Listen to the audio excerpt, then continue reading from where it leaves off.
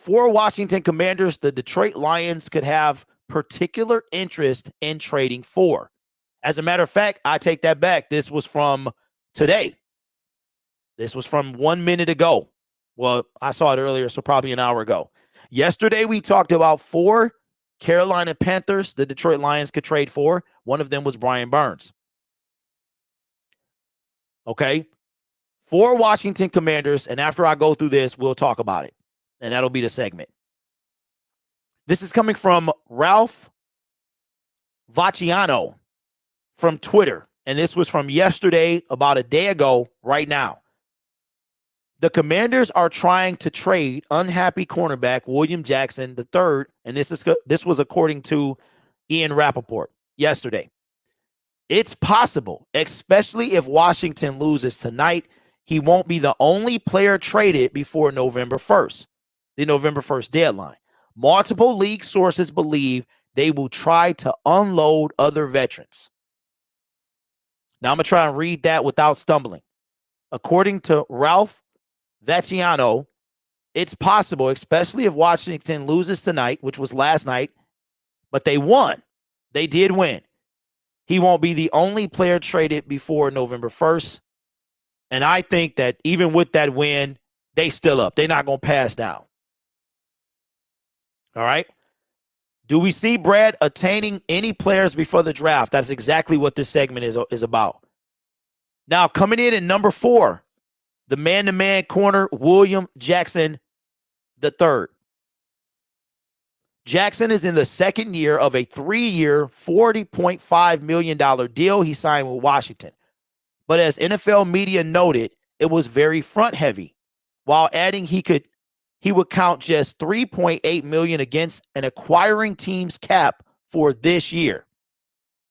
The Lions, rooted in having the 3rd highest blitz rate in the league at 35.9%, have run man coverage at least at the highest rate in the league so far this season, according to Pro Football Focus. It is the Lions, the Patriots, and the Dolphins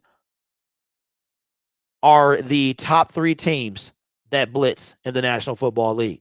So again, William Jackson, man-to-man corner, will count $3.8 million toward the cap for the rest of the year. I don't even know what the Lions have available. Last I heard, it was that. Somewhere around there.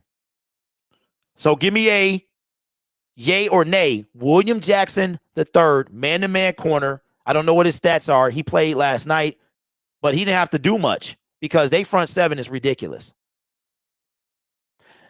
Dern, I believe that one of those players on his list.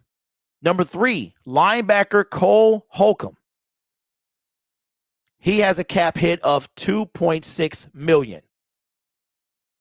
That's number 3, linebacker. Holcomb may garner interest from several teams, but the Commanders surely can ask for the world in a trade. The Lions should at least have some minor interest here.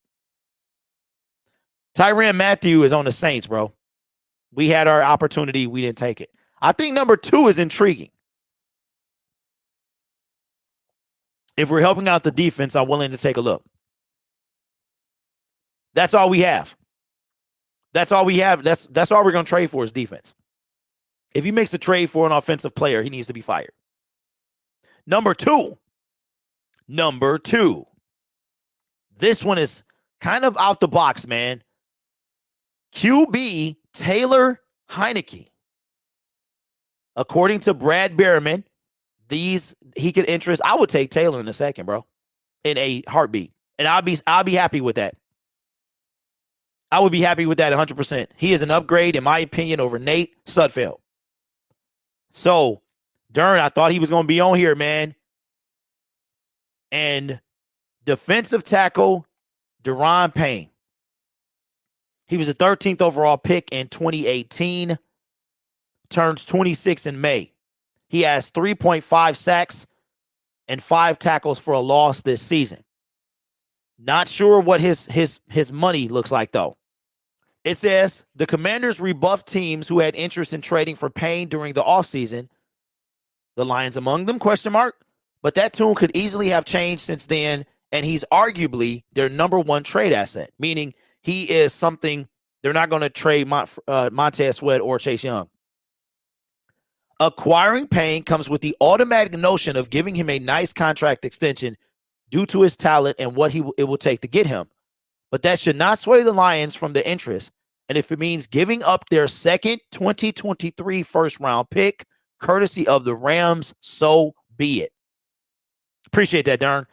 So now we got another. I didn't finish reading it.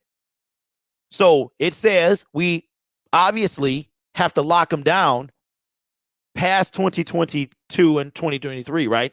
But they're saying we give up our second first-round pick, which is currently at 15, I'm sorry, via the Rams.